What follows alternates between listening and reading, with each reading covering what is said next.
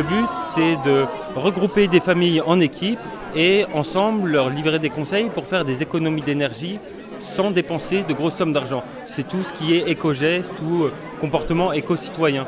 Moi, l'un des nouveaux éco-gestes que j'ai pu faire, c'était de poser une bassine dans mon lavabo. Et comme ça, quand je me lave les mains, quand je me lave les dents, je récupère l'eau et ça fait au moins une chasse d'eau par jour. J'ai baissé mon chauffage de 3 degrés. Pendant l'hiver,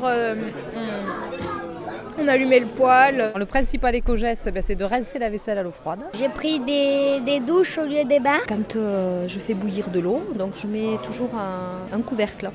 Ça bout plus vite. J'ai arrêté d'utiliser mon sèche-linge. On a mis un sablier dans la douche. Quand le sablier est fini, c'est fini. J'ai utilisé beaucoup les multiprises à interrupteurs que j'éteins tout le temps. Le matin, quand je m'habillais, j'ouvrais mes volets au lieu d'allumer la lumière.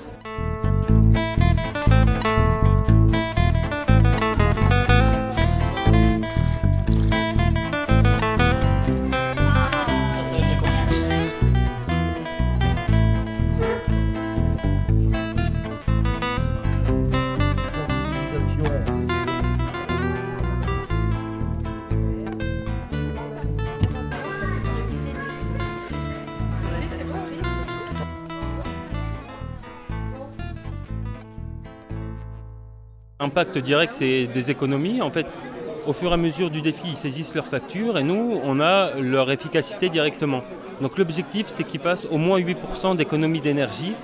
Là, sur cette saison, sur ce territoire, on a réussi à amener toutes les équipes au moins à moins 11%. L'équipe qui arrive en premier, c'est l'équipe Canal du Midi, qui représente 7 familles. Alors votre score, bravo, c'est 32 100 kWh économisés, ce qui représente 34% de réduction, et 3,3 tonnes de CO2 évitées, ce qui représente une réduction de 28%. On était dans une dynamique, on avançait ensemble, et c'était super, franchement, humainement, voilà, une expérience riche, quoi. Le fait de faire ça en groupe, je pense que c'est très intéressant et ça, c'est un engrenage et ça permet, disons, de mettre en place chez d'autres personnes ces gestes et puis de le faire prendre en considération, quoi. J'ai trouvé que l'esprit de ce défi c'était bien parce que c'est simplement en mettant en place des éco-gestes. On doit avoir conscience que les ressources énergétiques ne sont pas inépuisables. L'énergie, elle n'est pas, elle est pas illimitée, donc on sait qu'elle est précieuse et qu'il faut l'économiser. Prendre conscience de notre pouvoir sur le fait d'économiser de l'énergie, par notre comportement, par nos gestes. En faisant très peu, on arrive quand même à économiser 6 à 7% d'énergie. Je trouve que c'est extrêmement intéressant.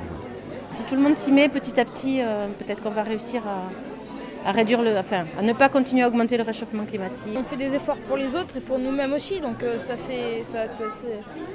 on y gagne plus qu'on y perd. On se sent bien, on se sent citoyen, éco-citoyen. Je me sens un petit peu moins impuissante vis-à-vis des évolutions actuelles en termes d'impact que notre société a sur l'environnement. Super, on a fait un geste, on a contribué à améliorer les conditions de vie sur la planète. Enfin, on ne va pas les dégrader davantage plutôt, voilà. Et en plus, on a fait d'économies financières, donc voilà, c'est parfait, quoi. Tout le monde est content. Ouais. On sera partant pour recommencer l'année prochaine en recrutant d'autres familles supplémentaires pour agrandir l'équipe.